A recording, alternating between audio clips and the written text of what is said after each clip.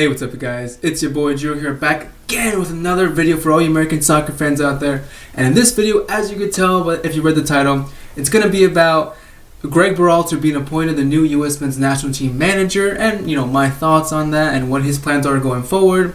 So without further ado, let's talk about it. So it was announced a couple days ago that Gregg Berhalter is the new U.S. soccer men's national team head coach, manager, whatever you want to call him.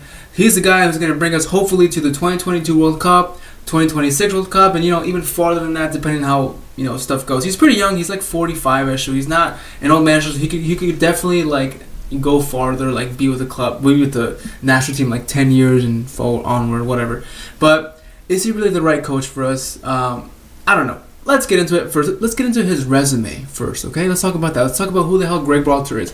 He was a U.S. men's national team World Cup veteran, the first World Cup veteran for U.S. men's national team to become the manager of the national team. So that's quick little fun fact. He's the first one.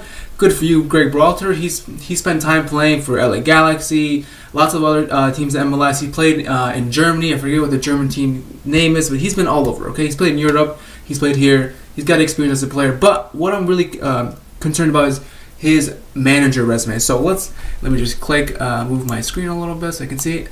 Okay, so he's been coaching for 7 years now. Okay, 7 seasons total, if you want to call it 7 seasons. And out of all those 7 seasons, out of all his games, he's got a 92, 80, 67 record. So he's won 92 games. He's drawn 80 games, and he's lost 67. So not bad. It's good that he's won way more games than he's lost. The draws. Oh wait, I read that wrong. Let's go back. He's won 92 games, lost 80 games, and draw 67. So that's actually a little worse than the other way it was. He actually only won 12 more games than he lost. That's not my favorite thing to look at, but whatever. So his first coaching season after he left being an assistant manager at LA Galaxy, he went on to coach Hammarby in Sweden. That was his first coaching job ever, from 2011 to 2013. And after that, he came back to the States, came back to the league, and coached Columbus Crew. And the rest was history for the Crew, because out of the 6 seasons that he managed them, 4 of those seasons he brought them to the playoffs, and only one time he got them to the MLS Cup final in 2015, where they unfortunately got defeated by Portland Timbers 2-1. So I'm sure Portland Timbers fans like that, but nonetheless, I think what he's done with Columbus Crew is a great positive thing. Especially in recent years, Columbus Crew was molded into like a mini powerhouse of MLS teams, not like Atlanta level or Portland level either, but getting up there, and they had the potential to get up there too. And I feel like if Gregg Berhalter stayed a couple years or stayed longer, he could have eventually brought them to that top high level. But doesn't matter. The Columbus Crew could still go on to that high powerhouse level in MLS. The Atlanta United level. So something else I want to talk about really is his style of play and what his plans are for going forward with the national team, and how he wants and how he envisions seeing the U.S. men's national team play. So basically, he wants us to keep it similar to the way he was playing and managing at Columbus Crew. He wants to. His style of play is basically just to play out the back, keep possession, play out the back with starting from the goalkeeper onward towards the midfield to the forward, and create scoring opportunities, and that's that. He wants to keep high pressure on the opposition. He wants to play through their high pressure. He doesn't want them to get nervous. He just wants to play through that pressure, create goal scoring opportunities, and just use the whole pitch. He wants to keep a wide field. He wants to use the whole field, keep possession, and create goal scoring opportunities. That's basically all he was saying in that interview. I just summed it up in a couple of seconds of me talking. But that was that. Alexi Lawless asked him to be really specific on his style of play, which I really appreciated. That's shout out to Alexi Lawless for actually asking a manager to explain what they mean by just keeping possession or creating goal scoring opportunities. So he kind of explained the way he wants to play, and I just said it before. Playing out the back. That's his style of play. The way Columbus Crew was playing when he was managing them is the same way he's going to want the U.S. men's national team to play going forward. So my concern is are we going to have the players to do that? I think that we will. Okay, I think we're going to have the players who can adapt to his style of play and adapt to the way he wants the team to mold itself and to play going forward. And again, we've got a lot of youngsters coming up through the ranks that are going to be easily moldable, easily adjustable into his style of play, and then when they're doing that from a young age, it'll just become cemented in their brain, cemented in their style of play, cemented in their player persona, and then they'll just become a better player or a better possession holding midfielder, a better keeper with his using his feet, a better defender who can pass good.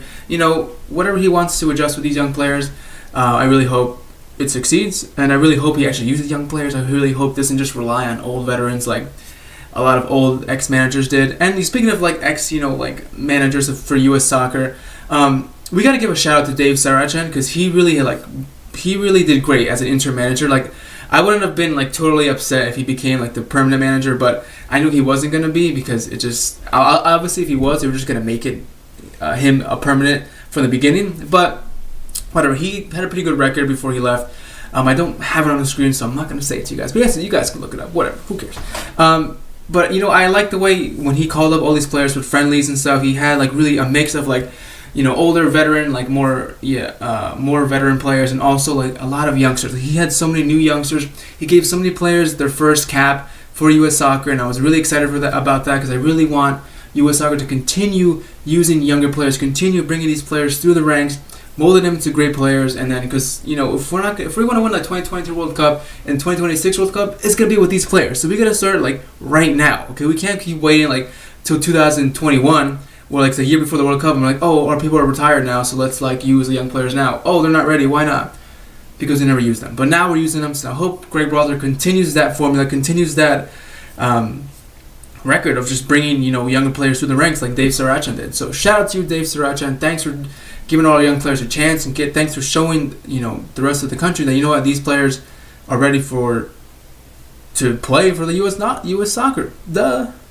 So as for my thoughts and what or not I think Gregg Berhalter is a good manager for us, I'm indifferent. Okay, I like how he was with Columbus Crew, but then he also wasn't that successful with Columbus Crew. He didn't win anything really, but I think I don't know. I was like I said, I'm indifferent. I don't have an opinion yet, because I don't really watch him as much. I didn't really watch Columbus Crew as much as maybe Columbus Crew fans did or other people did, but that's fine. I'm gonna give him a chance, like you give everybody a chance. And if he starts to like really like go downhill, or just not use young players, or just if he's just not able to keep up with a national team, then I'm gonna have to like give him a thumbs down. But as of right now, I'm indifferent. I don't really care. Was he my choice to coach a team? No, it wasn't.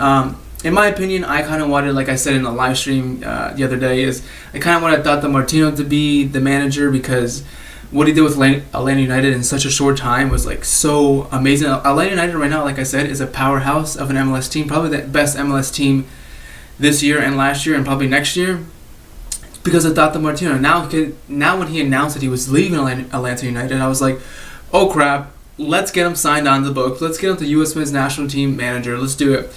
But then, like as more rumors went on, I was like, oh, he looks like he's gonna go to the Mexican national team, which would really suck, because he's gonna like really mold them into a great team, and that's our rival, so that would suck. But Tata Martino was my number one choice. But then my second choice was like a little more out of like character, out of the crazy thinking. I would call it. It was crazy thinking. Like I wanted U.S. Soccer to sign a really high profile manager, like not maybe like Pep Guardiola status, because like that's too much. I feel like Pep would never do that, but somewhere close. There's so many other people. Like, let's see, who can we think of? Not Mourinho, maybe like Carlo Ancelotti, like Mauricio Pochettino, those kind of people. Andre Conte, is it Andre Conte? That's his name? Yeah.